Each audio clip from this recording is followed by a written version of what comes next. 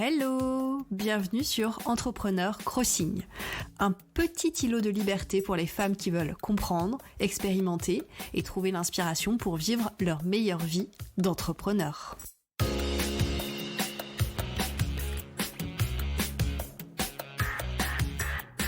Je suis Caroline Imbert et une fois par semaine, nous explorons les différentes pratiques, théories et questions qui vont t'aider à développer sereinement un business qui te ressemble. Et pour la dose d'inspiration, j'invite une fois par mois une entrepreneure à partager ses propres trucs et astuces. Allez, c'est parti pour l'épisode du jour. Bonjour Justine. Salut Caroline. Comment ça va ? Je vais très bien, et toi ? Bah super, écoute, je suis ravie de t'accueillir sur le podcast pour cette deuxième interview d'entrepreneuse qui déchire. Merci à toi pour ton invitation. Je suis ravie d'être avec toi aujourd'hui. Le plaisir est partagé. Alors, avant de commencer l'interview, je voulais juste faire un tout petit laïus sur comment j'ai connu Justine. En vrai, je me souviens plus exactement comment je t'ai connue. Je pense que c'est sur Instagram. Oui. Je devais suivre des gens que tu suivais et je t'ai trouvé. Et au final, on s'est bien trouvé puisque j'ai suivi ta formation MOVA, qui signifie murmurer à l'oreille de votre audience. Et en fait, c'est grâce à cette formation que j'ai pu passer à l'action et enfin créer ce podcast. Donc, je te dédie cet épisode, Justine. Merci. Parce que vraiment, comme je disais, ça m'a vraiment permis de passer à l'action. C'était sur 8 semaines. Et il y avait toutes les informations pratiques pour que je puisse créer mon podcast. C'était une envie que j'avais depuis un bon moment. Le lancement de la formation m'a donné le petit coup de pied aux fesses et puis hop, j'ai lancé le podcast en suivant. Donc voilà, ça c'est très très très cool. Je vous conseille la formation. Un petit oiseau m'a dit qu'en 2023, il devrait y avoir une nouvelle session. Et merci beaucoup encore une fois pour ta confiance. Ça faisait combien de temps que tu attendais de lancer ce podcast ? Parce que tu tournais autour du pot depuis un moment. Hein ? Ouais, ça faisait un moment. Parce qu'en fait, c'est vrai que j'adore consommer des podcasts. Et j'aime bien parler aussi. Donc ça faisait, je pense que ça faisait au moins 6 mois que je me disais quand même, ce serait peut-être pas mal pour ton business, vu que je cherchais les canaux de communication les plus pertinents pour communiquer. Le podcast m'avait paru assez évident, mais c'est vrai que j'étais dans une situation professionnelle qui me laissait pas beaucoup de temps pour investir un nouveau canal de communication. Mais du coup, on s'est trouvés au bon moment, je pense. Oui. Et alors, Justine, du coup, elle est spécialiste des podcasts, mais pas que. Puisqu'elle propose également... Enfin, elle est également mentor business. Et elle propose un programme de 3 mois qui s'appelle Réveille ton biz. Oui. Qui sert à gérer, structurer et simplifier ton business. Et à l'heure où je vous parle, il y a une nouvelle session qui commence dans 2 jours. C'est ça. Donc, si jamais ça t'intéresse, il te reste plus qu'une journée pour t'inscrire. Les inscriptions sont closes le 19 octobre et ça commence le 20. C'est ça, exactement. Donc, ne tarde pas. Et puis bon, bien sûr, Justine, elle a d'autres cordes à son arc, mais elle nous en dira un petit peu plus durant son interview. Totalement. Mais merci pour cette présentation. Avec plaisir. On va commencer avec la toute première question. Donc, je vais te demander de te présenter et du coup peut-être de dire ce que je n'ai pas encore dit sur toi. Oui, alors que dire que tu n'as pas encore dit ? Tu l'as bien présenté, je suis mentor business et podcast, mais moi, ma mission, vraiment ce qui est viscéral en fait, c'est d'aider les entrepreneurs, certes, à développer leur entreprise, mais surtout à ne pas subir ce qu'ils ont créé. J'ai accompagné sur les 2 dernières années un peu plus de 300 entrepreneurs et globalement, principalement même sur la phase de lancement de leur entreprise. Et quelques temps après, ils sont revenus vers moi avec des conseils que je leur avais déjà dit, mais où c'était trop tôt en fait, notamment en termes de structuration, gestion, organisation, bien-être, etc. Ils sont revenus vers moi en me disant « Mais Justine, mon biz, c'est trop bien, ça cartonne, mais c'est allé trop vite. Qu'est-ce que je dois faire ?» Et c'était des entrepreneurs un peu... non pas en détresse, mais sur une échelle de 1 à 5, c'était pas fifou en termes de je me sens bien dans mon entreprise, quoi, tu vois. Et en fait, j'ai réaccompagné plusieurs personnes et c'est là, en fait, où je me suis sentie le mieux. Mais vraiment dans ma position de mentor. Et je me suis vachement aussi retrouvée dans mon propre parcours parce que finalement, l'entreprise que j'ai aujourd'hui n'est pas l'entreprise que j'ai créée en 2018. Au départ, j'étais social media manager, plus précisément chef de projet digital dans l'industrie musicale. Donc, j'aidais les artistes et les pros de la musique. Et en fait, il y a un moment donné, je n'ai plus aimé mon business, je n'ai plus aimé mes clients, je n'aimais plus ma vie. J'étais en totale souffrance.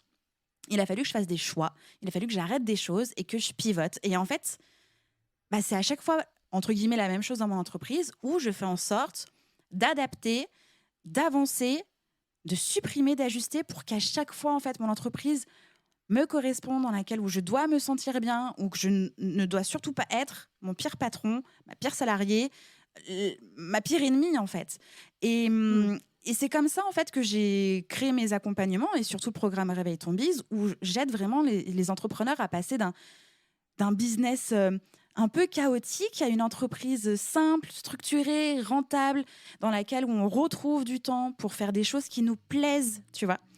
Et le podcast est arrivé naturellement aussi là-dedans, mais même avant de vraiment faire du mentorat business, parce que c'est mon projet passion. Parce que j'ai lancé au sein de mon entreprise et parce que je me suis rendu compte que c'était un vrai levier, en fait, de visibilité, d'acquisition, d'expertise, de confiance. Et voilà, j'ai mixé tout ça et c'est ce qui fait qu'aujourd'hui, mon business s'appelle même Réveille ton Biz, que j'ai un programme d'accompagnement pour les entrepreneurs pour retrouver leur place dans leur entreprise et l'envie d'être dans leur entreprise et un accompagnement pour lancer un podcast au service de son business et aussi, du coup, au service de sa vie. Voilà. D'accord. En fait, on en discutait en préambule, mais ce qui ressort là de ce que tu viens de me dire, des accompagnements que tu kiffes, en fait, de ce que j'interprète, tu aimes bien aider les gens à aller à l'essentiel. Complètement. C'est ça ? Complètement. En plus, quand on se lance, on n'a qu'un seul objectif, c'est signer des clients, vite ça se lance et vivre de son activité. Et c'est après, en fait, qu'on se rend compte que il faut un peu déconstruire, parce qu'on a mis plein de choses en route d'un coup pour être en phase de lancement, de rush, comme quand tu lances une fusée, quoi, tu vois, plein gaz. Et puis en fait, à un moment donné, tu commences un peu à t'essouffler, tu commences à dire, ça finalement, tu fais tes premiers bilans, ça n'a pas fonctionné, etc., etc. Donc tu déconstruis, tu ajustes. Et retrouver l'essentiel, en fait, pour moi, c'est essentiel du coup, parce que ton entreprise, tu l'as créée d'une envie, ça part de toi pour aller vers l'autre. Et si à un moment donné, ça ne part plus de toi, que tu es juste vers l'autre et que tu as juste ton planning et que tu rentres dans ton bureau comme quand tu rentrais jadis dans ton entreprise dans laquelle tu étais salarié ou tu avais la pression d'un boss, en fait, il n'y a plus les avantages de l'entrepreneuriat, tu vois. Bien sûr. Ouais, et puis bon, c'est vrai que quand on est entrepreneur, en fait, quelque part, on n'a plus le temps de perdre du temps.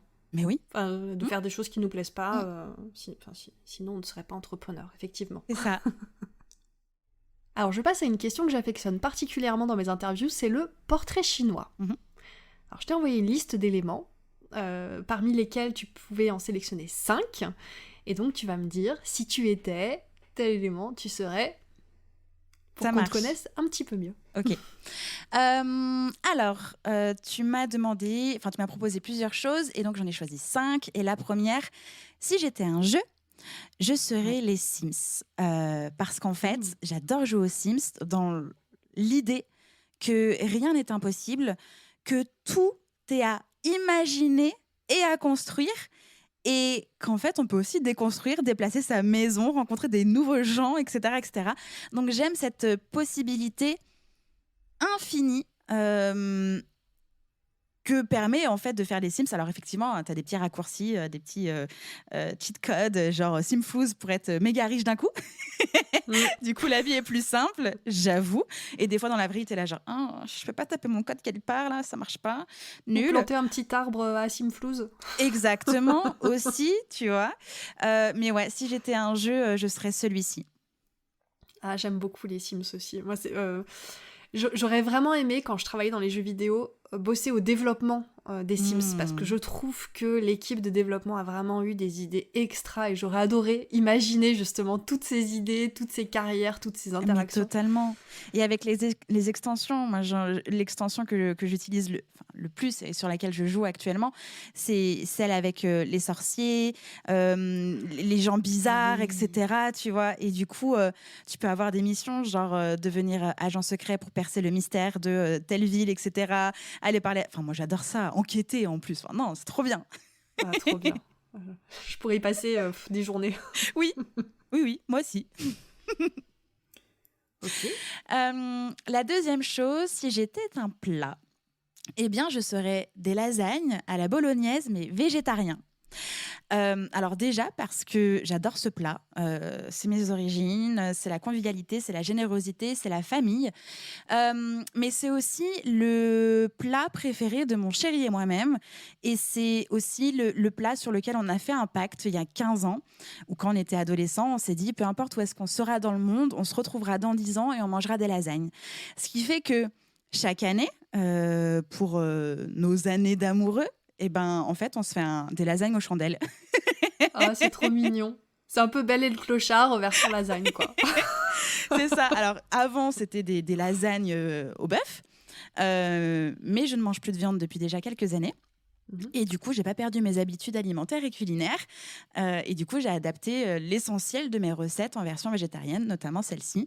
Et d'ailleurs, quand j'invite des amis, et des fois tu fais des lasagnes parce que c'est des grands plats, etc., et ben personne ne voit que ce n'est pas du bœuf. Voilà. Ok, alors du coup, tu utilises quoi comme substitut ? Entre guillemets, viande végétarienne. Tu trouves ça dans le rayon frais, dans les grandes surfaces ou alors en magasin bio. Ça ressemble en fait à de la viande hachée, mais en fait, non. C'est soit à base de soja, soit à base de sétan, etc., ou de blé. Et en fait, tu mets ça avec ta meilleure sauce tomate, si possible celle de ta grand-mère, sinon celle que tu peux faire, ou au pire celle que tu achètes, d'accord, si tu n'as pas le temps, que tu es entrepreneur, tout ça. Mais du coup, ouais, les gens, ça passe à travers, quoi. Et je suis très contente de ma supercherie, parce qu'à la fin, je suis là genre, hey, il n'y avait pas de viande dedans. Ah bon ? Tu m'as arnaqué ? Non, je ne t'ai juste rien dit. Voilà. J'avoue, moi je mange de la viande, mais je suis très attirée par la cuisine végane, végétarienne. Du coup, je teste pas mal de substituts à la viande, et c'est vrai que c'est assez bluffant, j'avoue. Totalement. Moi, je te dis, j'ai adapté la majorité de mes plats préf, on va dire même des hot dogs, des burgers, mes barbecues, tout est en mode végé, et je me régale, quoi. Alors, c'est vrai que du coup, quand je me fais inviter, notamment à un barbecue, je viens avec mes merguez végétariennes. Tu vois. Bien sûr. Parce que déjà, tu trouves pas ça facilement. Et ensuite, les gens ne savent pas trop quoi m'acheter. Et généralement, ils se ruent sur des légumes. Mais oui, je mange des légumes, mais pas que. Et puis ils te disent, mais tu manges quoi par des salades ? Tout le reste aussi, sauf qu'il n'y a pas de viande. Ah non, mais la gastronomie végétarienne, végane est ultra développée. Oui. Et si jamais vous vous intéressez à la cuisine, franchement, allez voir de ce côté-là parce que c'est extrêmement intéressant. Totalement. Et du coup, on rejoint quand même un sujet qu'on a abordé en introduction, qui est la déconstruction des gens, puisque en fait, on leur fait goûter sans qu'ils ne le sachent vraiment un substitut de viande. Ils aiment alors qu'ils pensaient ne pas aimer. C'est ça. Alors qu'au départ, ils pensent même que c'est pas possible de manger des lasagnes si dedans il n'y a pas de viande, quoi. Ouais. Alors effectivement, il y a des lasagnes bolo, chorizo et compagnie, ou même des risottos de chorizo que j'ai adoré manger, que je ne mange plus. Par contre, j'adapte. Voilà. Ok. Restons sur la food, parce que je suis gourmande. Si j'étais une pâtisserie ou un dessert ou une friandise, je serais, c'est très bateau, mais un moelleux au chocolat. Parce que c'est réconfortant, parce que c'est gourmand, parce que ça fait du bien. Pour moi, c'est vraiment le gâteau presque du bonheur. Rien de compliqué, ça se fait hyper facilement. Tu as un petit coup de mou, tu te fais un moelleux au chocolat, tu achètes ta tablette de Nestlé Dessert, chocolat noir au lait, à toi de voir. Et en fait, tu kiffes ta vie, quoi. Et puis c'est tout. Et j'adore cette recette. Et voilà, j'en mange assez souvent quand même. Surtout quand on arrive en automne. Oui, moi aussi. Hein. Quand t'as une bonne recette. C'est mais clair. on se rejoint beaucoup sur la food. Je t'avoue que si je fais un deuxième podcast, je pense que ce sera sur ce sujet-là. Ah non, mais c'est trop... Je te réinviterai. Bon. Oui, avec grand plaisir. Ok, très bien. Si j'étais un animal, eh bien, je serais un chat. Alors, déjà parce que c'est mon animal préféré, parce que je vais avoir 31 ans et que sur mes 31 années de vie, je n'ai jamais passé plus de quelques semaines sans chat. Alors, quand je dis quelques semaines, c'est genre un chat qui décède, moi qui demande à ma mère d'en avoir un autre. Donc, ça a été vraiment très rapide. Ou alors, quand tu pars en vacances et que tu ne pars pas avec ton chat, tu vois. Mais j'ai toujours eu des chats. C'est vraiment mon animal de compagnie, mon animal préféré. Et j'adore, en fait, parce que je trouve que tu peux en tirer de belles leçons par l'indépendance qu'a le chat et par sa façon de vivre en total accord avec lui-même. Tu vois. Alors, c'est pas un être dépourvu d'émotions, c'est pas un animal qui a... Les chats ont aussi un peu cette réputation de... t'es chez eux, ils font ce qu'ils veulent, ils sont ingrats, blablabla, un peu tout ça, tu vois. Ouais. Et en fait, c'est pas faux, mais c'est pas vrai non plus, parce que quand le chat est en confiance avec son humain, en fait, t'es son humain et il est prêt à tout. Enfin, moi, je vois mon chat, elle sent quand je vais pas bien, quand je suis malade, quand il y a de la tristesse, de la colère. Tout de suite, elle vient, qu'est-ce qui se passe? Elle est hyper protectrice. Quand il y a des personnes qu'elle ne connaît pas, elle grogne. C'est un chat de gardiennage, j'en sais rien. Et il y a une vraie relation, un vrai lien, et je trouve que c'est hyper fort. Et en même temps, elle est totalement autonome, indépendante. Alors oui, elle râle pour que je ouvre la porte pour aller dehors. Mais bon, effectivement, elle n'arrive pas à ouvrir la porte. C'est comme ça. Elle est libre, en fait. Et elle fait exactement ce qu'elle veut. Et puis, c'est rigolo parce qu'elle est réglée pour avoir son petit lait le matin. Elle attend que moi parce que c'est qu'il n'y a que moi qui donne du petit lait depuis sa naissance. Et à 19h, elle est là pour le pâté, mais genre vraiment réglée comme une horloge où partir 18h30, c'est-à-dire dans 20 minutes, elle va commencer à faire du bazar dans la maison pour dire « Hey, je suis là, m'oubliez pas les gars, c'est dans 30 minutes. » Voilà. Et donc, moi, j'adore parce que, elle vit totalement en accord avec elle-même, elle fait sa petite life, elle demande rien à personne en dehors de manger, sortir. Et non, c'est cette autonomie, cette liberté et le fait... je pense qu'il y a vraiment beaucoup de leçons à tirer. D'ailleurs, il y a un livre qui s'appelle « Agir et penser comme un chat ». Alors, je me souviens plus l'auteur. Je me souviens plus du tout l'auteur. Je l'ai lu, ce livre. Je l'ai dans la bibliothèque, d'ailleurs. Très agréable et vraiment porteur de leçons, notamment du coup sur être en accord avec soi-même, faire ce qu'on a envie de faire là à l'instant T, se foutre la paix. Et puis, ouais, c'est le chat. Donc, la reco-lecture, déjà. Ouais, tout à fait, que vous retrouverez dans les ressources, bien entendu. Merci Justine. De rien. Si j'étais une série télé ou un film, alors, je serais la série Grey's Anatomy. Alors, au-delà d'être totalement accro à cette série, je trouve que tous les personnages sont singuliers et ils ont une vraie force. Je trouve que c'est une série dans l'humanité, mais de ouf. Certes, c'est une série médicale, mais les relations que les personnages ont entre eux, leur vie aussi, je trouve que ça a toujours... on peut toujours tirer une leçon d'un épisode de Grey's Anatomy, tu vois. Pas que sur du love, pas que sur la médecine ou j'en sais rien, mais... Enfin, tu vois, t'as des personnages qui sont très tenaces et d'autres qui sont peut-être un peu plus bienveillants, etc. Enfin bref, et donc du coup, je trouve que il y a toujours un message derrière un épisode de Grey's Anatomy et je trouve qu'on peut toujours en tirer les leçons. Et j'ai toutes les saisons en DVD puisque je les regarde une première fois et ensuite je les achète pour pouvoir les regarder plusieurs fois. Et c'est mon rituel. D'accord. Et du coup, j'adore regarder, par exemple, telle saison ou tel épisode parce que là, j'ai besoin de décompresser ou là, j'ai besoin de chouiner aussi. Il y a des épisodes, je sais, je pleure, hein, tu vois. Et donc, du coup, c'est ma petite Madeleine de Proust. Et donc, j'aime les leçons qu'on peut en tirer, la force des personnages et l'humanité qu'il y a à l'intérieur. Ok. Voilà. Ok, très intéressant. T'aimes bien tirer des leçons, quoi. Complètement. De manière générale. Ouais, complètement. Et puis, il faut dire que quand même, la déclaration... d'amour que Meredith fait à Derek, etc., où elle met les petites bougies en dessin de maison sur leur terrain, t'es là genre, ouais, si je veux, j'ai pas assez de bougies, mais je veux. Oui, un peu fleur bleue, la nana. Oui, effectivement. Après, moi, je trouve que leur relation est beaucoup trop complexe. Moi, j'aspire à plus de platitude, Tout dépend dans quelle saison. De facilité. Oui, certainement. J'avoue que j'ai pas vu les dernières saisons. À un moment donné, j'ai binge-watché Grey's Anatomy, mais je sais plus à quelle saison je me suis arrêtée. 7, 8, quelque chose comme ça. 9. Aujourd'hui, on a 18. Ok. Et encore hier, je vérifiais en me disant, est-ce qu'il n'y a pas un nouvel épisode ? Mais non, il n'y en a pas encore. Voilà. Si j'étais une plante, une fleur ou un arbre, j'ai choisi... Alors, j'ai beaucoup hésité entre l'aloe vera et le bouleau, mais en fait, je me suis rendu compte que les bienfaits étaient assez similaires. Je vais expliquer pourquoi. Oui, ça nous intéresse. Le bouleau, en fait, c'est vraiment... Enfin, si j'étais un arbre, ce serait le bouleau. Parce que je trouve que sa grandeur et son ampleur imposent le respect. Mais pas le respect genre c'est moi, tu vois, dur, rude, rustre, pas du tout comme ça.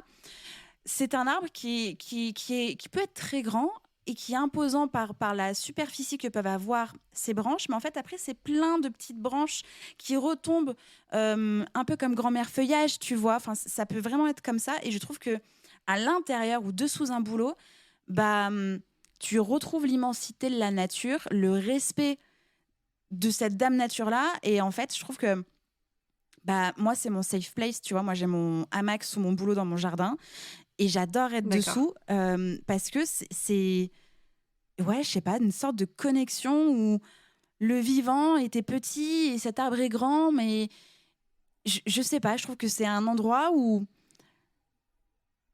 tu es bien, où tu peux être en détente. Et ouais, c'est mon lieu d'ancrage, en fait. Et ouais, ce truc de l'ampleur bienveillante, tu vois, comme s'il y avait des bras doux sous lesquels tu pouvais aller. J'aime beaucoup ça. Et on dit de moi que je suis une personne aussi enveloppante dans la vie. Je prends les gens avec moi, apparemment. Et j'aime faire ça aussi. J'aime prendre les gens que j'aime autour de moi et en prendre soin, être là pour eux. Et du coup, je pense que le boulot pourrait aussi représenter un peu ça, parce que quand moi je suis dessous, c'est le sentiment que j'ai. Voilà. Ok. C'est vrai que dans tes stories sur Instagram, des fois on te voit l'été, quand les beaux jours arrivent dans ton hamac. Oui, c'est ça. Et puis en plus, le boulot, alors il y a aussi des vertus au niveau de la santé, de par la sève de bouleau, où en moment d'intersaison, on peut faire des cures de sève de bouleau. C'est un peu détox. Alors, disclaimer, clairement pas pour perdre du poids. C'est détox, intersaison, au niveau du foie, du transit, etc. Donc, c'est un arbre aussi qui prend soin des autres quand on a envie de faire une cure, etc. Et donc, j'hésitais avec l'aloe vera parce que j'adore cette plante qui peut faire des fleurs.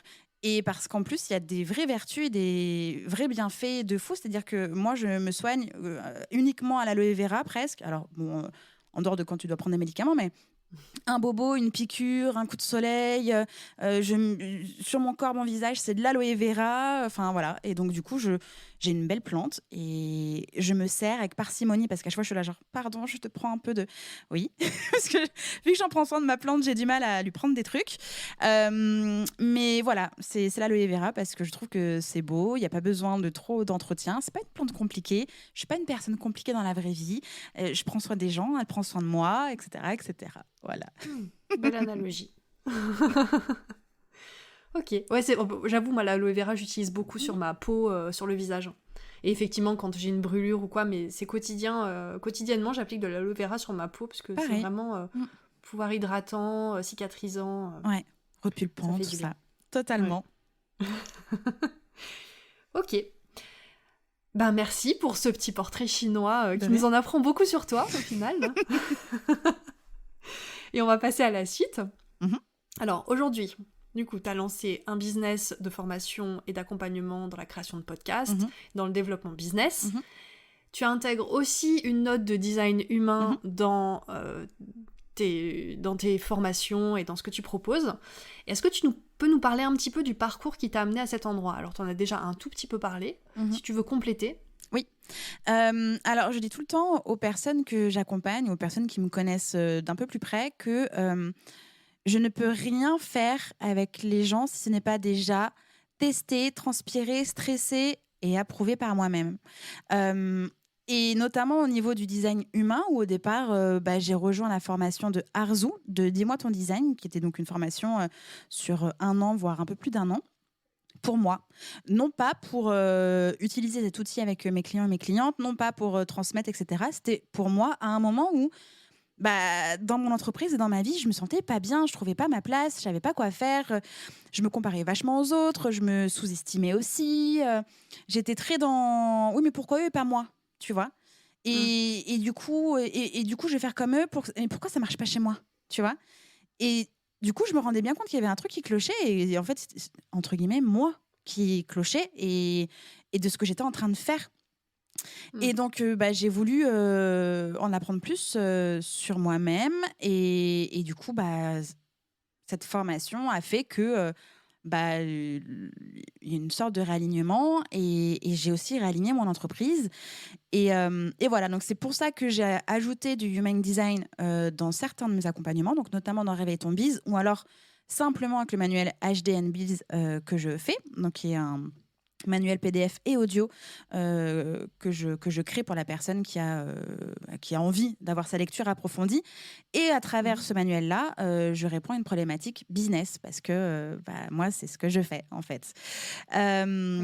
Voilà, donc tout ça pour dire que j'en suis là aujourd'hui parce que quand en fin 2019, je me sentais mal, comme je le disais, je détestais mon entreprise, mes clients, j'avais des impayés, etc., j'ai tout stoppé. Et je me suis dit, en fait, il faut que je retrouve un truc qui me passionne, faut que je m'amuse, en fait, faut que je reprenne du plaisir. Et il faut que je retrouve, en fait, cette envie d'entreprendre et cette envie de construire quelque chose qui me plaît. Et donc, du coup, j'ai lancé mon premier podcast, Justin Tunes. À ce moment-là, Live Mentor me fait un appel de pied pour que je devienne mentor chez eux en formation marketing digital, copywriting, side project et freelance. Et en fait, pendant 1 an, je n'ai fait que du podcast et que de l'accompagnement à l'entrepreneur. Et en fait, c'est là où je me suis le plus amusée, vraiment. Et c'est fin 2020 que là, j'ai dit, OK, faut que je me réapproprie mon entreprise. Et donc, j'ai refait... ce que tu vois aujourd'hui, en fait, pour dire aux gens, en fait, ouais, je suis mentor business et podcast. Et c'est ce que je fais et c'est ce que je vais continuer de faire. Et voilà, en fait, tout a été assez naturel en termes d'avancement.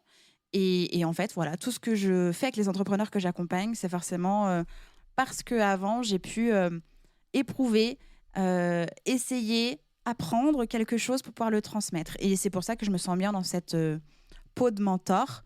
Et que je ne m'appelle pas coach, même si en réalité dans le mentorat il y a quand même du coaching, mais il peut y avoir, c'est pas obligatoire, mais c'est surtout c'est la transmission qui m'importe le plus et ce qui me fait le plus vibrer et faire gagner du temps à des personnes qui avancent et éviter qui passent par les mêmes encombrures que moi j'ai pu vivre ou passer quoi. Ok. Alors j'ai une question. Tu parlais du lancement de ton podcast et du fait que Live Mentor t'a contacté. Est-ce que c'est grâce à ton podcast que Live Mentor t'a trouvé ? Enfin, en gros, est-ce qu'il y a un lien entre les deux ou non. Comment est-ce qu'ils t'ont trouvé ? Ils m'ont trouvé parce qu'en fait, on s'était pas perdu. Je suis une ancienne élève Live Mentor 2016-2017. À ce moment-là, je me formais beaucoup toute seule en auto-formation. J'ai passé un diplôme d'attaché de presse à distance. J'étais en auto-formation parce que reconversion professionnelle.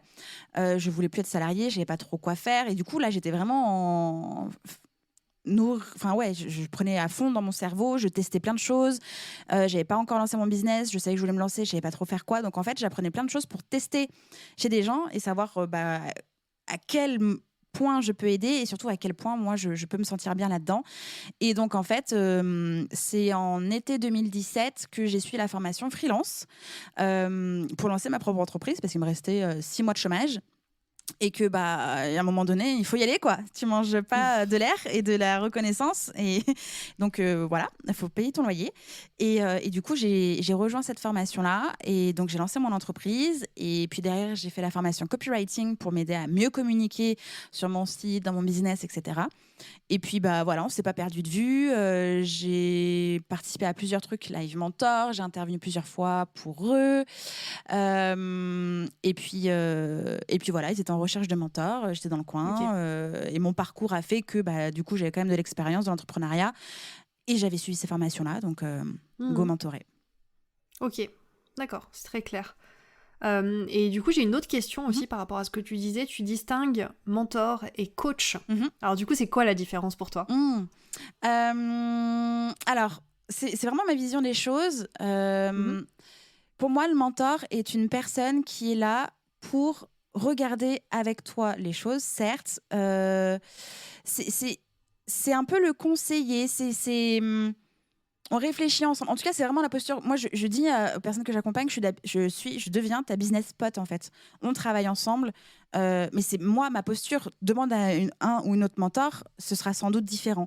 Le coach, lui,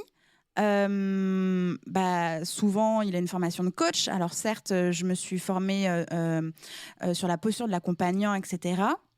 Mais il y a quand même des principes, des théories qui appartiennent à l'univers du coaching. Et c'est pas que je veux pas, c'est que c'est pas là où est ma place, en fait. Et j'aime le terrain, j'ai des idées et je regarde les choses, j'observe les choses et j'aime dire les choses, tu vois. Et j'aime qu'on réfléchisse à deux, alors que le coach, lui, il est moins dans ce rôle un peu action, transmission, tu vois. En tout cas, c'est vraiment ma façon de voir les choses. Peut-être que je me trompe totalement et que c'est totalement faux. J'en sais rien. Mais en tout cas, c'est ma vision et c'est la raison pour laquelle je suis mentor, quoi. Ok. Alors, je pense pas que tu te trompes du tout. À mon avis, il y a une ambiguïté. Moi, c'est des questions que je me pose depuis un moment aussi, puisque j'accompagne des gens et j'ai envie de les accompagner, mais j'ai une grosse réticence à m'auto-appeler ou me faire appeler coach. Parce que comme tu dis, bon, il y a des formations. Alors, t'as plein de coachs qui n'ont pas suivi de formation, tu en as d'autres qui en ont suivi, pareil qu'elles sont très inégales. Enfin bon, c'est encadré, mais pas tant que ça, j'ai l'impression. Et c'est vrai que moi j'ai cette réflexion autour du coach, de l'accompagnant. C'est vrai que du coup le terme mentor est très intéressant. Comme tu dis, partage d'expérience, partager son cerveau, réfléchir à deux, c'est très intéressant. Mais ouais, je pense qu'il doit y avoir pas mal de visions des choses qui existent. Oui, totalement. Mais justement, pour répondre à ces questions-là, moi j'ai suivi la formation de Laura Besson de Bien dans ta boîte, qui est une formation sur le rôle et la posture de l'accompagnant. Et du coup, y a les outils, on parle de psychologie positive, on parle de l'étude de la demande, de la reformulation, de la posture, des énergies. Enfin, c'est vraiment une courte formation, mais très complète. Et Laura est absolument extraordinaire. Et du coup, j'ai pu créer ma mallette aussi de l'accompagnatrice. Et parce que maintenant, j'ai plus d'outils, parce qu'avant, je m'appuyais beaucoup sur des outils, on va dire, marketing, tu vois, outils terrain. En fait, il y a d'autres choses, parce que tu as aussi une responsabilité absolument énorme que d'accompagner un humain. Donc, t'es pas en train de juste d'accompagner un business, il y a un humain qui est dans ce truc-là, avec des croyances, des blocages, mais aussi des forces et des talents. Et donc, à toi de prendre les bons outils, d'être là au bon moment. C'est pour ça qu'aussi, il y a un peu de coaching, mais c'est piocher dans ton savoir-outil, mais aussi dans ton savoir-faire et savoir-être. Et moi, je me sens plus à l'aise avec cette casquette de mentor qui me permet d'être agile et de les piocher, en fait, dans ce que je vois, ce que je sais et ce que je sens. Et le coach, je sais pas, c'est pas moi. Ok, très bien. On ne va pas te forcer, ne t'inquiète pas. Merci. Non, mais comme tu dis, c'est super intéressant. Et puis c'est vrai que cette notion de posture pose question. Enfin, je pense que c'est très important d'y penser. Moi, après, la chose qui m'attirait dans le coaching, c'est le fait que, de manière générale, si tu suis une formation, que tu es certifié, généralement, il faut ensuite que tu fasses partie d'un groupe de coachs avec lesquels tu vas te former tout au long de ta vie, qui vont te... comment est-ce qu'on dit ? Superviser, tout exactement, et avec lesquels tu vas pouvoir discuter un peu aussi éthique, et tu as une charte du coach, parce que vraiment, dans l'accompagnement, moi, ce qui me fait le plus peur, c'est le côté un peu... alors, il y a le côté gourou, déjà. Les dérives du coaching, totalement. Voilà, d'aliéner un peu les gens que tu accompagnes. Et il y a le côté aussi ne pas savoir déceler si une personne a besoin d'un accompagnement psychologique ou psychiatrique, tu vois, et déceler ça à temps et les renvoyer vers des personnes compétentes pour ça. Donc, moi, il y a des dangers aussi sur lesquels j'ai envie de rester très, très vigilante. Dans ma posture d'accompagnant. Totalement, c'est ça. Mais que tu sois mentor, coach, consultant ou j'en sais rien, à partir du moment où tu as un humain en face de toi, tu peux être amené à déceler justement des problématiques que toi, tu ne peux pas gérer. Que tu ne peux pas, parce que tu n'as pas soit les outils, soit la capacité, soit c'est un truc que tu es toi-même en train de régler et donc tu ne peux pas accompagner une personne qui vit la même chose que toi, tu vois. Mais quand on parle aussi de gourous, il y a des coachs qui sont certifiés et qui sont capables de répondre simplement, la réponse est en toi, la clé est en toi. Et te faire payer des accompagnements à 150K l'année. Parce que, et en fait, il y a énormément de dérives. Un peu moins, j'ai l'impression, il y a eu pas mal, il y a eu une espèce de montée un peu... New Age du coaching là entre 2020 et 2021. Alors je sais pas si c'est parce que tout le monde était enfermé chez soi que d'un coup il y a un espèce de truc spirituel marketingo pas ouf. Mais on en trouve encore et il faut faire hyper attention et qu'une certification en fait ne prouve rien. Parce que si c'est un manipulateur narcissique, pervers, j'en sais rien, avec un ego trip de ouf, qui est certifié, qui est coach de vie business ou j'en sais rien, il peut très bien être gourou et juste très mal accompagné et en fait foutre en l'air des gens, quoi. Enfin, et toi qui écoutes le podcast MetaChoc, on est d'accord que c'est ce dont il est question la plupart du temps, que tu as des retours d'expérience de personnes qui ont suivi des coachings ou des comment ça s'appelle, des séminaires où en fait au final ça fout des gens en l'air, quoi. Ouais, complètement. Je vais continuer mes questions. Donc en fait, je vais segmenter en 2 parties les prochaines questions. On va d'abord parler de ton organisation au quotidien, ton organisation dans ton entreprise. Et ensuite, on va parler mindset, donc état d'esprit, voilà, comment tu te remotives. Yes. Alors, au niveau organisation, en gros, qu'est-ce que tu utilises régulièrement ? Ça peut être des outils, ça peut être des mantras, ça peut être des systèmes pour, en gros, tes outils chouchous qui restent malgré les années et l'expérience. Toi qui aimes bien tout crash tester. Alors, ce qui est sûr et certain, c'est que j'ai viré tous les outils papier parce que je me retrouve avec des post-it, des bloc-notes, des agendas, des cahiers, des machins, trop, avec des idées de partout, des trucs de partout, bref, tu t'y perds. Donc j'ai viré tout ce qui était physique, papier. Aujourd'hui, j'utilise exclusivement Notion ou Notion. J'utilise Toggle pour me timer. J'ai besoin de savoir où va mon temps, mon énergie. J'ai besoin de savoir pourquoi ce truc ne se développe pas et donc me dire que c'est parce que j'y ai pas passé suffisamment de temps. J'ai besoin de voir là où est-ce que j'ai passé trop de temps. Donc, prochaine étape pour déléguer, etc. ou simplifier ou j'en sais rien. Bref, c'est vraiment une boussole de ma vie, de mon énergie et qui m'aide à prendre des décisions pour moi et mon entreprise. J'utilise toute la suite Google donc, qu'on appelle Workspace. Donc, j'ai viré genre Calendly et compagnie, etc. Tout est sur Workspace. Donc, j'ai constamment ouvert sur mon ordinateur Google Agenda et Notion.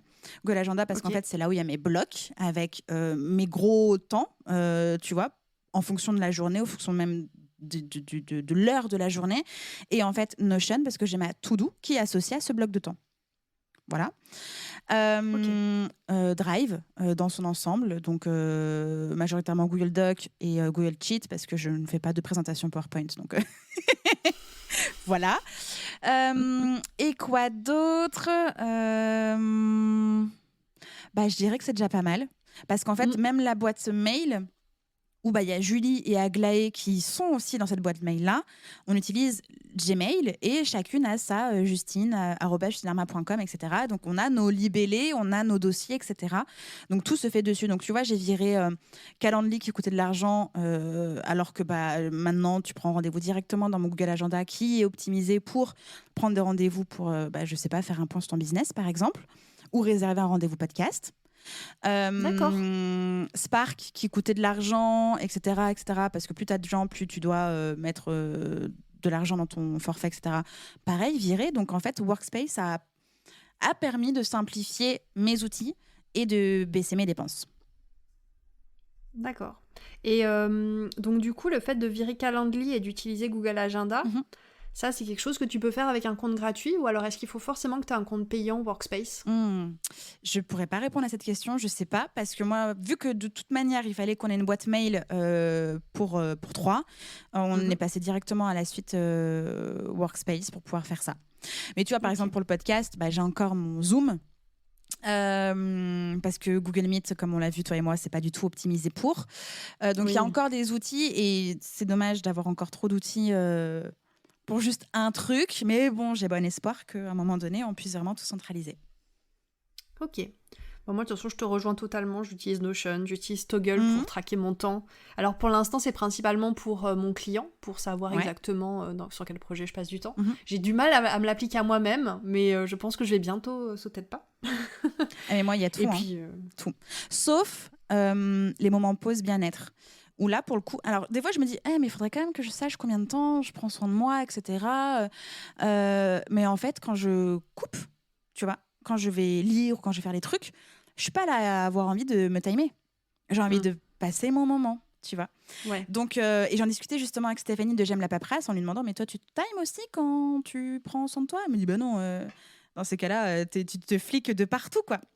Mais sinon, il y a tout. Il y a quand je suis en point avec mon équipe, quand je suis en train d'enregistrer un podcast, donc c'est enregistrement et montage parce que je fais les deux en même temps, quand je suis en train de travailler sur la communication de mon entreprise, quand je suis en train de gérer mes mails, quand je suis pour tel ou tel client, quand je suis en visio avec cette cliente, je time tout en fait. Et à la fin, j'ai mon récap d'heures et les moments où j'ai passé le plus de temps. Et du coup, ça permet aussi de calculer bien sa rentabilité parce que par exemple, au nombre d'heures, tu as fait quoi comme chiffre d'affaires et comment est-ce que tu t'es rémunéré et du coup, combien ça vaut, on va dire en termes de rentabilité, tout ça. Donc non, c'est une vraie boussole. Ah ouais, non, mais au-delà de ça, en plus, j'en discutais là, parce que j'ai dispensé une formation de gestion du temps la semaine dernière, donc j'en discutais avec les stagiaires, je leur disais, et c'est vrai que c'est super intéressant aussi de savoir combien de temps tu bosses, combien de temps tu peux bosser par jour, puisqu'on n'est pas toutes égales, tous égaux face à ça. Je leur disais, tout le monde ne peut pas bosser 8 heures par jour en étant concentré, en faisant du travail de qualité 8 heures par jour. Je leur dis, moi je peux le faire, mais par contre, si je le fais plusieurs jours d'affilée, tu peux être sûr qu'après je vais avoir besoin de jours de repos parce que je vais être complètement HS. Oui. Et c'est vrai que ça, en fait, on le dit pas assez. C'est vrai que moi, elles écarquillaient des yeux comme ça quand je leur disais ça. Elles me disaient, mais merci de nous avoir dit ça, parce qu'en fait, elles culpabilisaient à fond de pas bosser 8 heures par jour, par exemple. Et même pour aller plus loin, puisque les personnes qui nous écoutent sont entrepreneurs, entrepreneuses, en fait, apprenez à vous connaître pour savoir à quel moment vous avez plutôt envie ou vous êtes plus efficace à faire telle chose. Moi, clairement, je peux pas faire de la com en fin de semaine. J'ai plus une once d'idées, quoi. Mon cerveau est essoré par 4 jours de créa ou de contact ou de réflexion ou d'idées. Le vendredi, non, je peux pas enregistrer un épisode de podcast, je peux pas, je suis caca chien, tu vois. Donc dans ces cas-là, qu'est-ce que je fais? Je sais que c'est le lundi. Et le lundi, j'ai mon bloc, créa de contenu, podcast, vérif, orga, etc., tu vois. Je sais aussi que je suis très efficace plutôt du matin et pas du soir, même si là où on enregistre, c'est 18h37. Mais c'est un agréable moment avec toi, donc c'est cool. Et je sais que c'est easy, c'est fluide, tu vois. T'es pas en train de me demander des trucs qui me demanderaient 2 neurones en plus, tu vois.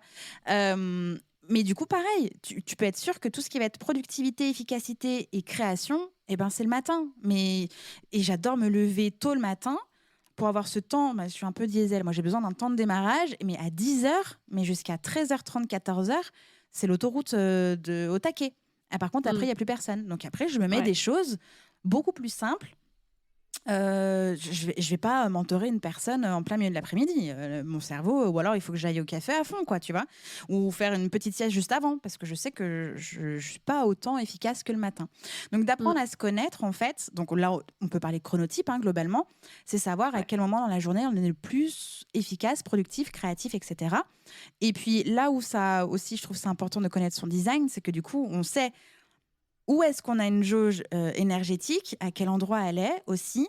Et moi, tu vois, je suis générateur et j'ai besoin d'étapes, de structuration. J'ai besoin d'avoir des choses, euh, des steps pour me réactiver mon énergie, ma motivation, me permettre d'aller au bout de mon projet. Donc, en fait, quand je fais ma gestion de projet, j'ai besoin de steps. Et du coup, je sais que c'est une tâche à la fois et c'est comme ça que je fonctionne. Et d'autres personnes ne Mm. fonctionnent pas du tout comme ça. Donc en fait, tout est structuré en fonction de mon fonctionnement naturel, mes envies, mon énergie, et l'heure qu'il est, et le jour qu'il est même aussi. Ouais. Et puis allons plus loin. En tant que femme, on fonctionne aussi selon là où on en est de notre cycle menstruel. C'est ça. C'est-à-dire que la semaine avant les règles, bon bah on sait que on est plutôt renfermé sur nous, qu'on va remarquer tout ce qui va pas, que c'est pas le moment de prendre des décisions, c'est le moment de noter ce qui va pas et d'attendre 1 ou 2 semaines pour ensuite éventuellement prendre les décisions. C'est ça, totalement. Mais du coup, ouais, ça aussi c'est, enfin du coup, si on va plus loin dans le se connaître et faire ce qu'il faut quand il faut. Ouais, totalement. Mais c'est ça aussi, cette liberté qu'on peut prendre dans sa propre organisation, sa propre vie, son quotidien, en fait. Et alors, j'ai pas envie de sortir la phrase bateau du gourou, mais en fait, c'est nous, notre propre clé de la réussite à partir du moment où on apprend à se connaître, on s'écoute et on applique en fonction de soi. Tu vois, alors, je suis pas en train de dire de se délaisser de toutes les contraintes et obligations et de perdre toute responsabilité de la vie du commun des mortels. Je suis pas du tout en train de dire ça. Je dis juste que on peut faire la part des choses, trouver des compromis et continuer d'avancer en étant mieux et pas être en train de subir ou se dire ah non, mais c'est vrai que là aujourd'hui c'est mon premier jour de règle, j'avais oublié, j'ai une journée de 14 machin, je sais pas quoi. Non, d'être plutôt en connaissance et en conscience pour prendre les meilleures décisions dans la mesure du possible, quoi. Tout à fait. Ok, alors du coup je vais te poser la même question, mais cette fois-ci dans le volet mindset, état d'esprit. Quels sont tes outils, mantras, livres, podcasts éventuellement, que tu utilises régulièrement pour avoir un état d'esprit qui te motive? Voilà. Alors, j'ai... Comment dire ? J'ai pas de outils précis ou de ressources ou de livres, de mantras, de podcasts. Disons que, en fait, je n'hésite jamais à me faire accompagner, que ce soit par un mentor ou un coach ou même par mon thérapeute. J'ai toujours fait ça de toute ma vie. Tu vois, encore une fois, je vais avoir 31 ans. Je pense que j'ai peut-être 27 ans de thérapie. Alors, évidemment, pas avec le même thérapeute. Mais j'ai toujours travaillé sur moi-même, mon cerveau, mon mental, mon corps, mes émotions, mon ressenti. Je suis mon meilleur outil, entre guillemets, en tout cas ma meilleure maison, et j'essaie d'en prendre le plus soin dans la mesure du possible. Et donc, ça passe par... je m'entoure de personnes qui vont pouvoir m'aider à dépasser quelque chose, que ce soit une problématique personnelle, une croyance, une émotion trop vive, un traumatisme, mais aussi d'un point de vue business où quand je sens que j'ai atteint mes propres limites, parce que je ne vois pas où aller ensuite ou comment faire pour dépasser ça, eh bien je me fais accompagner. Et ça, c'est le cas tout le temps, en fait. C'est ça, en fait. C'est là où je puise...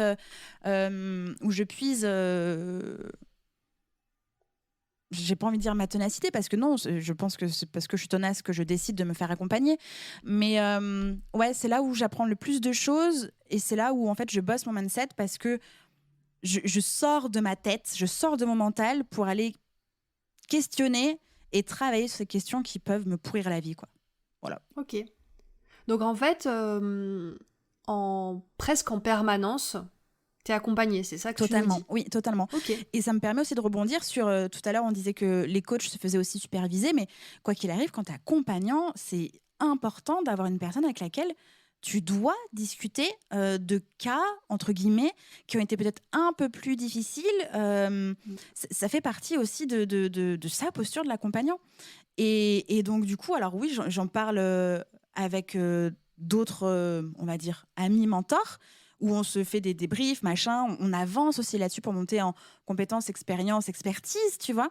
Mais c'est hyper important. Et donc, pour pouvoir bien accompagner moi-même, je me dois d'être ma meilleure accompagnante aussi. Donc, je n'hésite pas à me faire accompagner pour non pas être la meilleure version de moi-même, je déteste cette phrase, mais en tout cas être une meilleure personne pour moi et pour les autres. Ok, c'est super. Alors c'est très intéressant. Je suis totalement d'accord avec toi sur le fait qu'il faut vraiment pas rester isolé, parce que discuter avec les autres, ça permet de débloquer généralement des situations. Je suis totalement d'accord sur le fait de se faire accompagner quand on ressent le besoin. Ça, c'est indéniable. Moi, je le vis un tout petit peu différemment de toi, parce qu'effectivement, moi aussi, je me fais accompagner par psychologue, psychiatre, coach. Enfin, ça dépend des besoins et des envies du moment. Mais par contre, moi, j'ai besoin de ces moments de solitude entre les accompagnements. Je vais avoir une problématique, je vais voir que en discutant avec d'autres entrepreneuses ou avec mon entourage, j'arrive pas à gérer. Bon, là, je vais aller me faire accompagner. Et ensuite, j'ai besoin de temps, tu vois, pour digérer tout ça, pour mettre en application, jusqu'à tomber à nouveau sur un os ou une problématique. Et pouf, là, je vais me faire accompagner. Mais j'ai toujours ces moments où j'ai l'accompagnement, rien, enfin, moi, accompagnant, rien. Enfin, voilà, du coup, moi, j'espace. Oui, je comprends totalement. Moi, cette année, je me suis fait accompagner par 2 personnes. Anaïs Feltro, pour dépasser mon blocage. En fait, je devais passer en société depuis un petit moment. J'arrivais pas à passer le cap.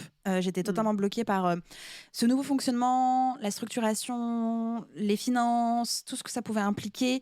Et donc, du coup, en fait, je rétropédalais, je me tirais une balle dans le pied et je mettais en danger même mon entreprise parce que je ne prenais pas cette décision-là, en fait.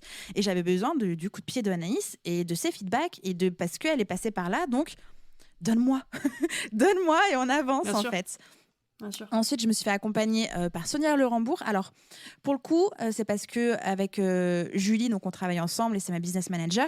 Et là, à la fin du mois d'octobre, elle part en freelance et en même temps, on faisait aussi un recrutement pour une nouvelle alternante. Donc, en fait, même si on a beaucoup travaillé sur la structuration, l'organisation, les process, etc., il fallait qu'on arrive à réajuster le tir parce que Julie ne va plus être en temps plein avec moi. Une nouvelle personne va être en temps plein avec moi. Qu'est-ce que Julie garde ? Qu'est-ce que je garde ? Qu'est-ce qui me manque en termes de délégation ? Etc. etc. Donc, c'était plus sur un œil extérieur de Sonia pour nous aider à avancer dans cette direction-là, même si tout le travail de structuration, organisation, process, fonctionnement dans l'entreprise était déjà en place. Mais comment est-ce que ça s'ajuste dans le temps quand tu as une entrée, une sortie, etc. etc., etc. quoi. Et puis, mon thérapeute en fil rouge, quoi. Ouais, non, mais c'est clair que de toute façon, quand tu as envie de mettre quelque chose en place, faire appel à quelqu'un qui l'a déjà mis en place, ça te fait gagner un temps incroyable. C'est vrai que c'est un investissement financier, mais ça fait tellement gagner de temps. Alors, je vais te poser la question suivante. C'est une question que j'aime beaucoup. Donc, on dit que c'est souvent les cordonniers les plus mal chaussés. Moi, généralement, c'est le cas. Dans quel domaine business estimes-tu que tu as des progrès à faire et que fais-tu pour te mettre en action dans ce domaine ? Là où j'ai progressé dessus, c'était sur mon parcours de vente, mon tunnel de vente. J'avais mis en place plusieurs freebies. Donc, freebies, c'est des lead magnets, des contenus qu'on offre, qu'on dit aussi gratuits, à disposition, sans qu'il se passe quoi que ce soit derrière. Tu venais télécharger quelque chose, il n'y avait même pas un mail de présentation, nada. J'offrais, c'est tout. Voilà. Okay. Et puis, en fait, du coup, ma conversion, c'était pas ouf, puisqu'en fait, la personne prend ce qu'elle a envie et puis s'en va, en fait, tout simplement. Ou alors, OK, va dans mon podcast ou sur mon Instagram. Mais entre les personnes qui téléchargent un lead magnet et les personnes avec qui tu échanges réellement, il peut y avoir un océan de différence du nombre de personnes, tu vois. Et en fait... je savais que je devais travailler ça. Et en plus, c'est vraiment des choses sur lesquelles je mets un point d'honneur dans mes accompagnements avec ça. Et j'étais là, genre, je sais, mais je ne l'ai pas fait. Voilà. Et donc, c'est en cours de progression puisque j'ai enfin entre guillemets, vrai lead magnet, donc qui est mon worksheet Notion sur 3 étapes pour en fait restructurer ton entreprise, on va dire en tout cas essayer de nettoyer un petit peu ce qu'il y a pour développer ton entreprise et surtout pour éviter le crash. Donc ça t'aide en fait à faire l'état des lieux, prendre des décisions et passer à l'action. Et en fait, donc c'est ça mon lead magnet principal. Et puis derrière, il y a 3 mails. Voilà, ils sont là mes mails. Et du coup, je suis en train d'enlever au fur et à mesure les autres lead magnets que j'ai créés, sur lesquels il ne se passe rien et qui sont même finalement plus vraiment, entre guillemets, en cohérence avec ce que je propose. Donc, c'est mon petit nettoyage. Je me laisse jusqu'à la fin de l'année pour les ajuster et ou les enlever. Ça va, il y en a 3, c'est pas non plus la fin du monde. Mais c'était ça qui me posait le plus de problèmes. Je savais, j'y allais pas. Et je pointais ça du doigt quand chez mes mentorés, c'était le même truc. Voilà. Oui, bah. De toute façon, je te rassure, hein, moi c'est pareil, je me moque un peu de moi aussi, qui suis professionnelle de la communication, qui a bossé 15 ans dans le domaine et qui procrastine, qui suis incapable de faire sa propre stratégie. Enfin, je la fais, ma stratégie de com, mais quand vient la création de publications et tout, je suis là, non, mais je sais pas. Mais c'est dur, hein. C'est dur, hein. C'est très dur. Mais c'est tellement plus simple de montrer, de faire avec et pour les autres que pour soi-même. C'est pour ça qu'on s'est accompagnés, hein. Exactement. Alors, je vais enchaîner du coup sur une autre question aussi que j'aime bien, parce que dans le monde entrepreneurial, il y a beaucoup de gens qui mettent en avant des routines de la réussite, miracle morning, enfin les routines de l'enfer en fait. Et du coup, je voulais savoir si toi, tu as des routines quotidiennes. Oui, non. Pourquoi? Et alors, si oui, qu'est-ce qu'elle t'apporte? Tu m'as entendu rire. Ce Miracle Morning de l'enfer, je l'ai testé. Jadis, hein, je dis bien jadis, puisque c'était il y a fort longtemps. Et je l'ai tout simplement laissé, abandonné. J'ai même fait un déni. Parce qu'effectivement, comme tu dis, ça correspond à certaines personnes et pas d'autres. Moi, clairement, c'était pas le cas. J'aime me lever tôt, mais me lever à 5 heures pour faire mon yoga, ma salutation au soleil et non, c'est bon, non. Donc, je sais que j'ai besoin de me lever tôt parce que j'aime ce temps de solitude où en fait, j'habite à la campagne et en dehors du bruit de la nature et de mon chat qui crie pour sortir dehors, il ne se passe rien. Et j'apprécie ce temps-là où en fait, mon mec dort, la vie dort en fait, et j'adore ce moment-là. Donc je me lève tôt pour profiter de ce temps-là et je lis. C'est ça en fait. Okay. Alors oui, j'ai mes étirements, etc. Mais ça, c'est plus d'un point de vue de ma santé parce que j'ai des problèmes de dos. Donc j'ai ma petite routine d'étirement quand même que je fais le matin et le soir pour prendre soin de mon dos. Mais le seul truc que je m'impose, c'est la lecture parce que je souhaite lire sur cette année 12 livres. J'en ai lu 10. On est en octobre. Ça va, je suis bien. Alors 12 livres, c'est pas énorme.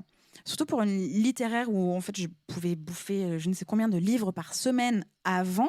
Mais avant, il n'y avait pas autant Instagram, il n'y avait pas les TikTok, il n'y avait pas les LinkedIn, il n'y avait pas ton ordinateur à portée de clic, etc. etc. Et en fait, j'ai totalement laissé tomber la lecture et j'étais très frustrée de ne plus lire. Je n'écoute pas de livre audio, je n'y arrive pas. C'est vraiment la lecture, le livre, là, dans mes mains, avec mes yeux. Et donc, je m'impose 30 minutes de lecture le matin et 30 minutes de lecture plus tard dans la journée. Donc, soit avant de reprendre le taf, donc en début d'après-midi, mais je préfère quand même à la fin parce que ça m'aide à faire la coupure. Tu sais, avant, quand tu allais à un travail, tu avais ton temps, transport, voiture, etc., où ce temps-là, quand même, était précieux. Alors, certes, un peu relou parce que tu te tapes des trajets. Par contre, c'est le moment où tu décompresses, où tu déconnectes, tu vois. Et où tu arrives chez toi en disant « je suis chez moi, mon travail est derrière moi ».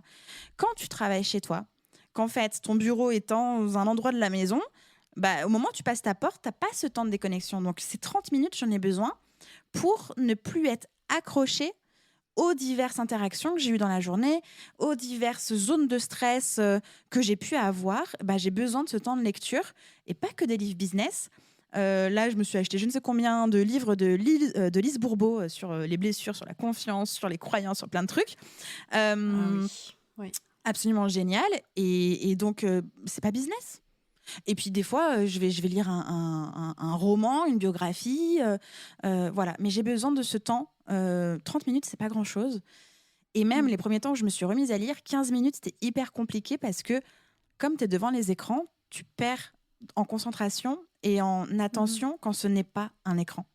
Et du coup, je voyais qu'au bout de 15 minutes, j'avais le cerveau là qui partait un peu partout. J'étais en train de me dire et sur Instagram et sur WhatsApp, il se passe quoi, et sur Slack, il se passe quoi, etc. etc.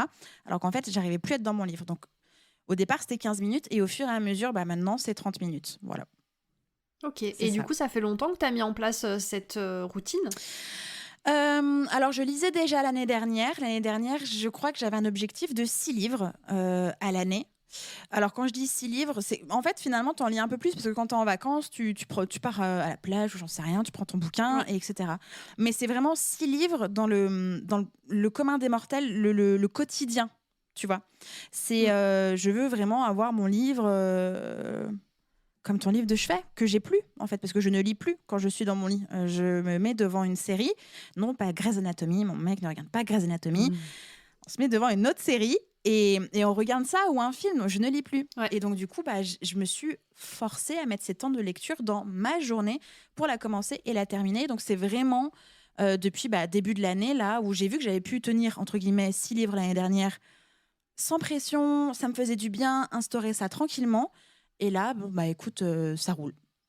Alors effectivement, ça fait 15 jours que j'ai pas lu comme j'avais envie de lire, mais je me fous la paix parce que je sais que je suis bien aussi sur mon objectif. Parce que en ce moment, j'ai pas envie. J'ai envie juste de prendre soin de mon dos. J'ai juste envie d'être tranquille, d'aller dehors, de pas lire. Voilà. Et je reprendrai la lecture tranquillou. Ouais. Non, mais en fait, avec cette question, c'est quelque chose que je veux pointer du doigt. C'est qu'en fait, les routines, c'est bien si tu arrives à trouver une routine qui te convient, voilà. Mais à un moment donné, peut-être que tu n'auras plus envie de la faire. Et comme tu dis, c'est ok, en fait. Enfin, juste, faut s'écouter, quoi. Et puis peut-être que tu reprendras à un moment donné, plus tard. Mais je trouve ton idée, du coup, de lire 30 minutes à la fin de ta journée pour couper avec ta journée, très intéressante. Mais oui, c'est ça. C'est parce que en plus, avant, j'avais tendance, genre, soit à sortir avec mon travail en dehors de mon bureau, soit directement à passer à ma deuxième vie, genre, allez vite, machine lave-vaisselle, mais non. En fait, quand t'as ton temps de trajet avant, ce temps était là, entre guillemets, un peu pour toi quand même si t'étais peut-être en train de rager dans les transports parisiens ou lyonnais ou j'en sais rien, t'étais là, dans ton temps. Et donc, quand t'arrivais chez toi, tu passais à ta deuxième vie. Et pourquoi est-ce qu'on s'enlèverait ce temps-là pour faire autre chose que prendre soin de soi ou d'être là pour soi ou de ne rien faire pour soi-même, tu vois? Donc, ces 30 minutes-là, c'est pas du temps plus business et c'est pas du temps plus vidage de la vaisselle et compagnie. C'est du temps en plus que je prends pour moi, pour faire ce que j'ai envie de faire. Et si c'est 30 minutes d'une série américaine, ce sera 30 minutes d'une série américaine. Tout à fait. Si c'est 30 minutes de Grey's Anatomy. Voilà, c'est ça. Pour ne pas citer la série Fave. Et comme ça, tu te prends une petite crise de larmes ou une petite. Tu choisis l'épisode. C'est ça. Et après, tu vas manger tes lasagnes et ton moelleux au chocolat pour te réconforter. C'est ça. Il y a des routines qui sont pas mal quand même.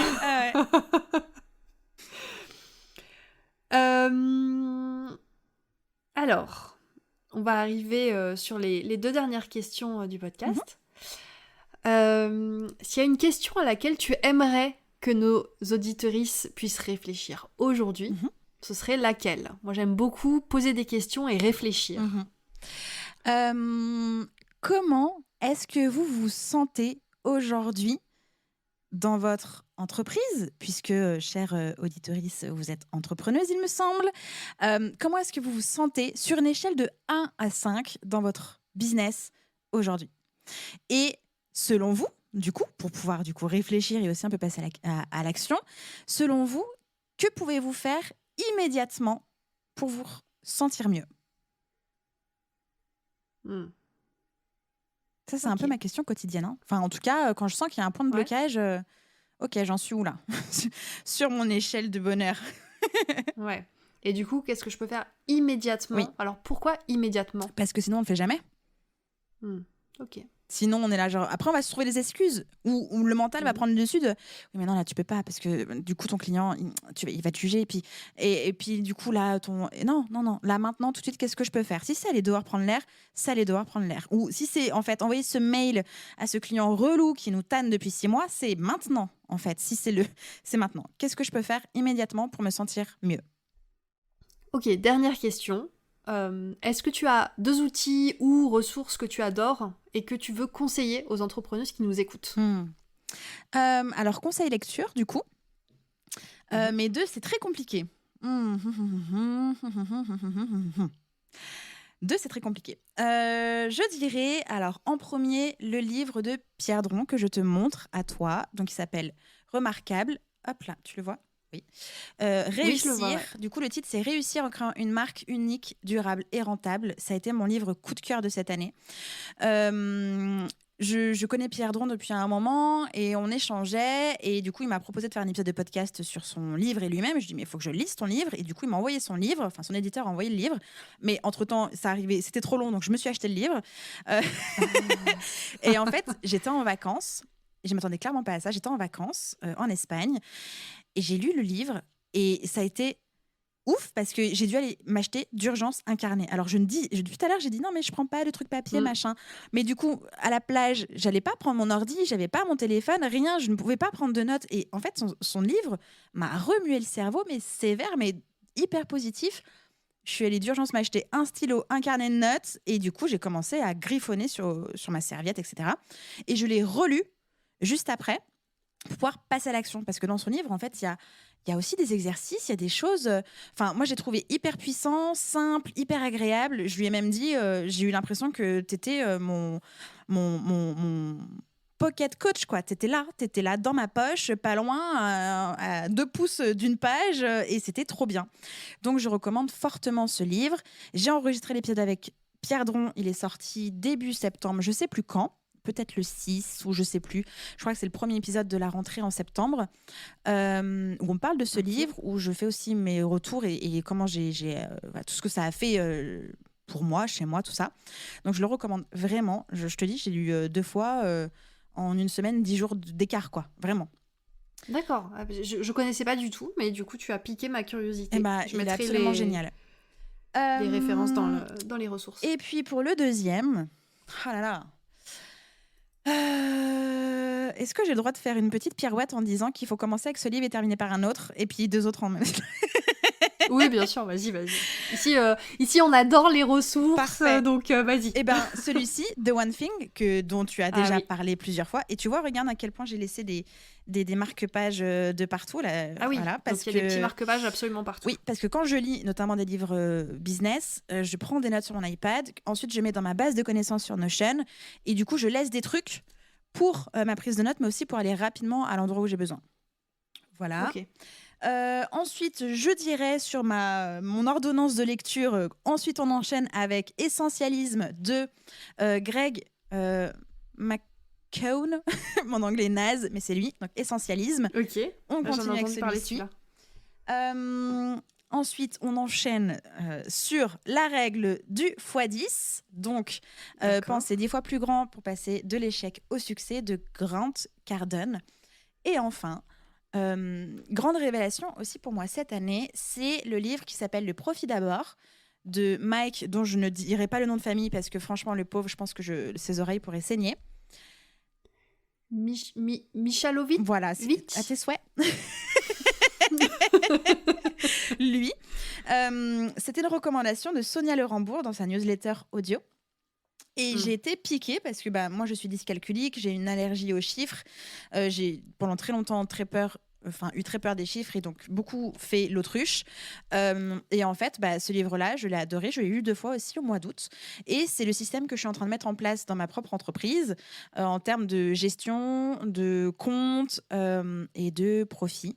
Voilà, et ça m'a aussi motivée à avoir du coup mon comptable, déjà de base, parce que je suis en société, donc obligation comptable, d'avoir un comptable, mais aussi d'avoir Julie en tant qu'aide comptable. Donc c'est avec elle qu'on met en place le profit d'abord, et c'est elle qui me traduit en fait tout ce langage chiffre que mon cerveau en fait n'imprime pas. Et du coup, je gagne beaucoup en sérénité, aisance et vision. Voilà. Et j'arrête d'être en PLS quand je ne comprends pas ce qui se passe. Pourquoi il y a des moins, des rouges, des trucs comme ça là. Non, maintenant, c'est Julie qui me traduit. Très bien. Mais c'est vrai que du coup, Profit First, le profit d'abord et Essentialisme, ils sont dans ma liste aussi. Je crois que c'est Geneviève Gauvin qui en parlait aussi pas mal. Oui, possible, oui. Je connaissais pas du tout la règle du x10. The One Thing, bien sûr, je connais. J'ai fait un épisode là-dessus. Et bon, du coup, j'irai voir le livre de Pierre Dron. Très bien, merci Justine. Avec grand plaisir. J'ai triché, tu m'as dit 2, mais en fait, non, il faut prendre les... Il y en a combien ? 5, voilà. Il faut prendre les 5. Et en fait, je les ai donnés dans l'ordre chronologique, en fait, dans l'ordre de lecture. Ah mais alors, pour The One Thing et Essentialisme, je suis totalement d'accord avec toi, puisque de toute façon, The One Thing, la phrase, c'est d'aller à l'essentiel. Voilà, c'est ça. Et l'essentialisme fait la petite leçon, en fait. Enfin, ouais, c'est une Reddit un peu différente, mais en fait, ça rafraîchit un peu la mémoire et les idées. On est là, bah oui, effectivement. Mais du coup, si t'as pas appliqué totalement The One Thing, bah, quand tu lis l'essentialisme, t'es là genre, j'étais passé à côté de ça, tu vois. Ok, bah écoute, super. On a beaucoup de choses à lire maintenant. Totalement. Donc je crois que nous aussi, on va mettre en place le petit rituel, 1 heure de lecture par jour pour réussir à tout lire. Parce que moi, je t'avoue que je suis pas très livre audio non plus, donc on va rester en mode lecture. C'est ça, ne lisez pas que des livres business ou pour être la meilleure version de vous-même ou j'en sais rien, lisez des trucs qui vous font plaisir en fait. C'est vraiment ça qui est important. Ouais. Eh ben merci pour ce mot de la fin. Mais de rien. Est-ce que tu veux rajouter quelque chose juste avant, peut-être rappeler tes programmes je crois qu'on a dit énormément de choses. Je crois qu'aussi tu as fait une très belle promo de Mova ou de Réveille ton bise. Franchement, je n'ai rien d'autre à ajouter en dehors de si vous sentez que vous n'êtes pas bien dans votre quotidien d'entrepreneur, ne laissez surtout pas les choses se tasser. Il n'y a que vous, en fait, qui peut instaurer un changement et faire bouger les choses. Vous êtes la seule personne et la mieux placée pour créer quelque chose qui vous correspond. Et si c'est pour vous faire... si pour que vous puissiez avancer, il faut vous faire accompagner, eh bien... Alors, pas forcément moi, mais il y a plein de personnes qui peuvent vous aider à sortir de l'impasse dans laquelle vous êtes aujourd'hui. Et donc, du coup, de se faire accompagner, c'est aussi faire preuve un peu d'humilité et de maturité et de ténacité. Et votre bise vous remerciera et votre vie d'humaine et d'humain aussi. Merci beaucoup, Justine. De rien. Cette interview était vraiment très, très riche. Et du coup, merci. Merci à toi. Et oui, c'est déjà la fin de l'épisode. Mais je profite de ces quelques secondes pour t'envoyer toute ma gratitude et te dire que si tu souhaites soutenir ce podcast, tu peux, en plus de l'écouter chaque semaine, prendre 2 minutes pour me mettre 5 étoiles sur ta plateforme d'écoute et me dire en commentaire ce que ce podcast t'apporte. Je lis chaque commentaire posté et c'est pour moi un concentré de joie et de motivation, donc par avance, merci pour ta contribution.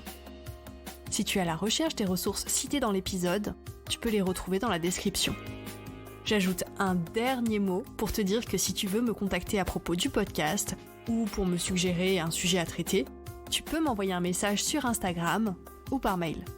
Là encore, tu trouveras toutes les informations en description. À la semaine prochaine!